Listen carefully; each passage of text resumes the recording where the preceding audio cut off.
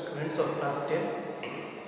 Today we are going to discuss the topic causes of failure of the 1857 revolt. Okay. So by the end of 1858, the revolt was suppressed successfully by the Britishers. Yes. And though it was spreaded in different parts of the country, but still we could not succeed to beat the Britishers. Yes. Though it was spreaded, especially in North India, but this revolt could not embrace the entire country, the entire social groups and class of the society. Yes, and thus these were the regions we can say became the causes for the failure. We will analyze the various regions written over here that actually led to the failure of this revolt. So let's discuss one by one. And before discussing this, I would like to say that to be successful in anything, we need proper planning, yes, then coordination, then efficiency in ourselves. Without the lack of planning, we cannot succeed. This will learn today. We will learn today. Okay, and why planning is essential in our life, we will learn today from the history of this event. Yes, so planning is very much essential. Suppose we are board examining and we are going to give examination in the end of the year. Okay, this year it was cancelled. We don't know what will happen in the current year, but we cannot rely that what will happen. We cannot rely on the future. We should live at present. So planning is very essential. How to just succeed in all the different subjects of exam. Yes, I am just connecting it. I am just connecting the masses of the revolt to our present life. That's why we study history now. So let's begin. What happened first? The lack of coordination among leaders. The first cause for the failure of the revolt was lack of coordination among leaders.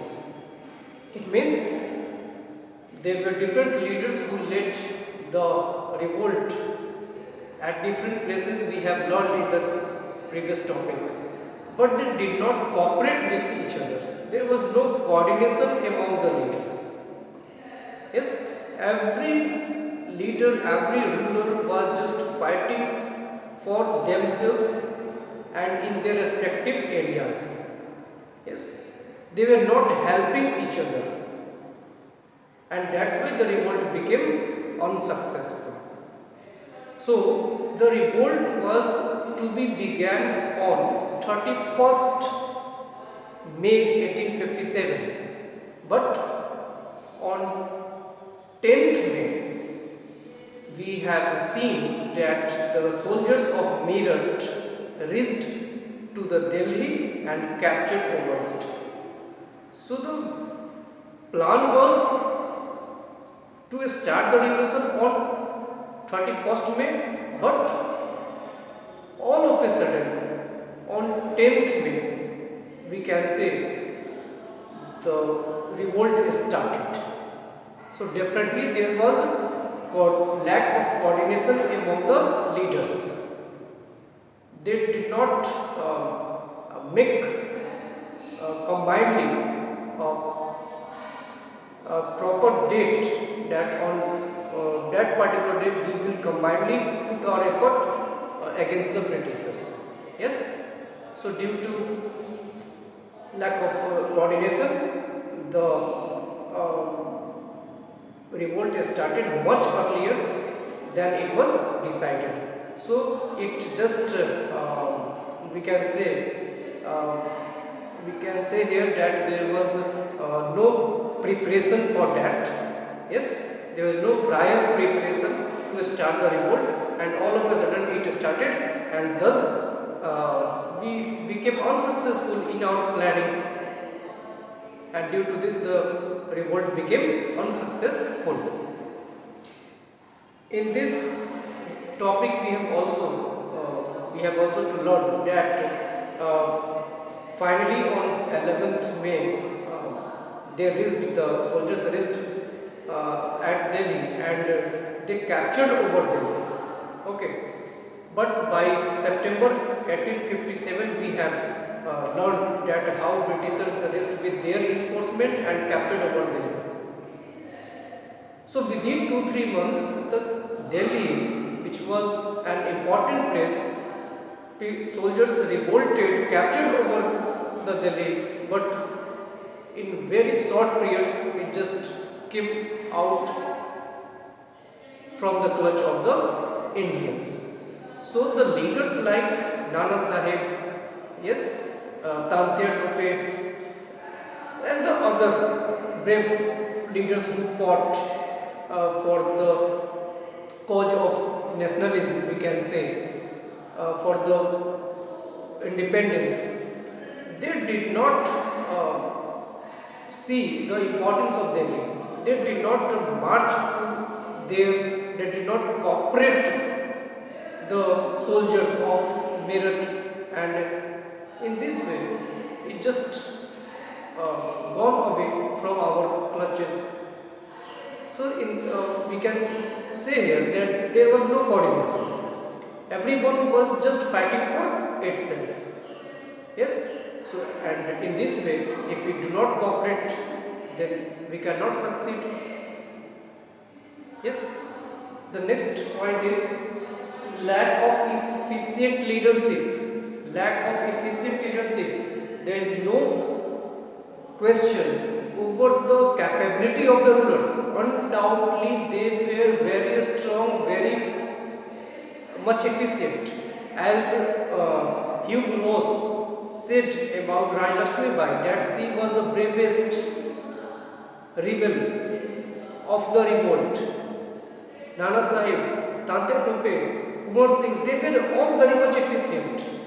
But the reason is leadership, that they were just fighting individually. Okay, there was not just one leader who could organize all these leaders with the revolt. Yes, just we have finished that there was no coordination. So these were, though they were brave, but they were not efficient enough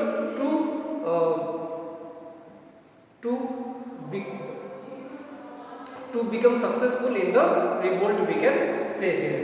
Yes, and the British officials like Havelock, Campbell, Hugh Ross, yes, these were the leaders, these were the British officials who successfully suppressed the revolts in Kanpur, in Awadh, in Jhansi.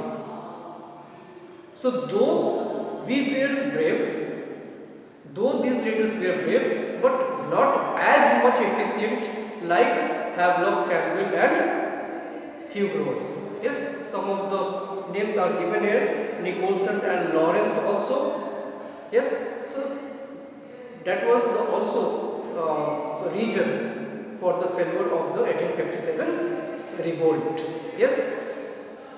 The next thing is that superior equipment of the British. Superior equipment of the British. It means suppose we are fighting with the Britishers or with any person or any country who is more powerful than us, and we understand this that they are much efficient than us, so what we should do before that? We should also arrange such kind of war equipments to fight with them. Otherwise, we are just fighting with our just courage. We showed our courage, guts, but we did not have the efficient weapons to just face them. Okay, and we all know that Britishers, England was the major European powerful country.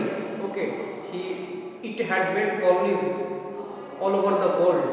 Okay, its navy was very strong. Yes, and in this way we have just started fighting with them with just spears and swords, and they had much advanced equipments than us. So how we can be succeeded in the revolt?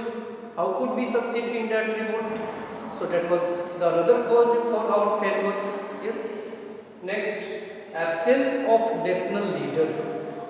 Absence of national leader. Leader is very important to make successful anything. Okay,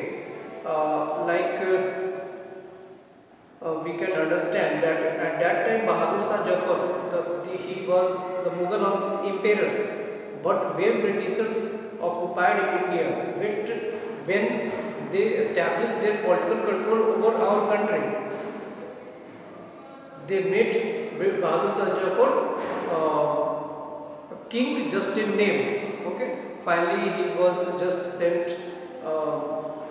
away from the Red Fort, and finally from after the revolt we saw that he was sent to Rangoon. So there was no just one ruler who could unify the leaders of different parts of our country. Okay, and there was no such kind of leadership before him. Every leaders could stand and could give help to the national leader. Yes, so in this way we can see that to become successful, one leader is important, and that's why our school, suppose it is successful, we are not saying that others are not doing good, everyone is doing good, but our school is doing good because of the strong leadership. And you cannot ignore this thing we can see. Yes, there is just one person, there is centralized administration, and everyone just working around him, helping him, and that is the success. That is the story of success of our school.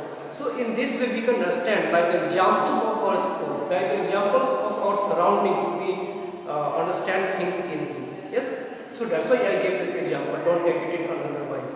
Okay, so there was not just one leader in our country at that time. The Rani Lakshmi Bai, Nana Sahib, Kumar Singh, yes, Mangal Pandey, these were the peoples. Undoubtedly they were braves, but they were just confined themselves to their respective places. Okay, there was no such leader who could lead from the front, who could who can be called the leader of the nation. Yes, so that's why there was no such leaders who could organize all these efficient rulers for the war, and that became also the cause of our failure in the revolt. Yes, the next thing is that British diplomacy. British diplomacy, in this topic we have to read that the British were able to suppress the Indian rulers. Why? Because some of the rulers were traitor. Yes, some of Indian rulers, they just were helping to the Britishers. Yes, and when the traitors, like suppose in our country also, because of some traitors, our 40 Jawans were just given their life, and after that the election was held and BJP won the election. I don't know what it is that.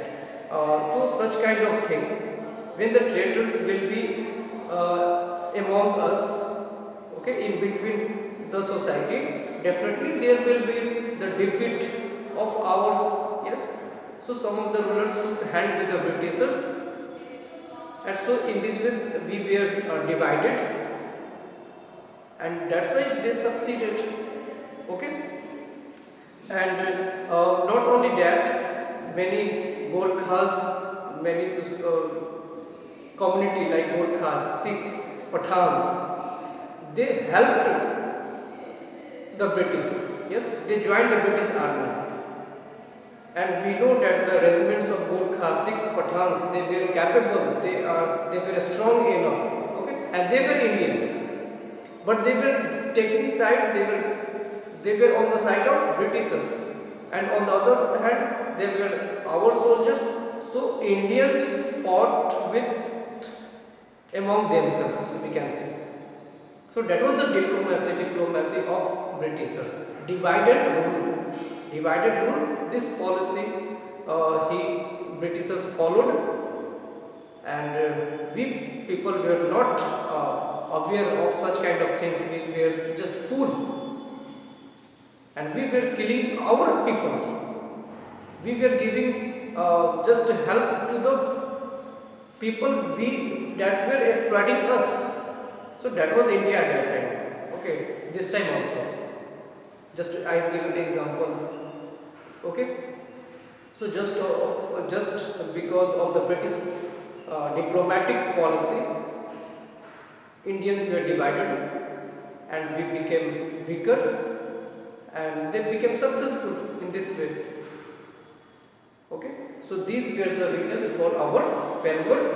We have discussed lack of coordination, lack of efficient leadership, superior equipment of the British, then absence of national leader, then British diplomacy. These all were the causes for our failure in the revolt. Yes, and especially it was limited to the North India. The Southern India did not participate in that. All people, all classes also did not participate in that. These were also the reasons for our failure. Okay, so in this way we have completed today's topic. In the next video we will discuss about the consequences of the war, so results, the impacts of the revolt of the first war of independence on India, on its people. Okay, and then we will discuss the nature of the revolt. So two topics are still left in this chapter. Till then, goodbye. Thank you.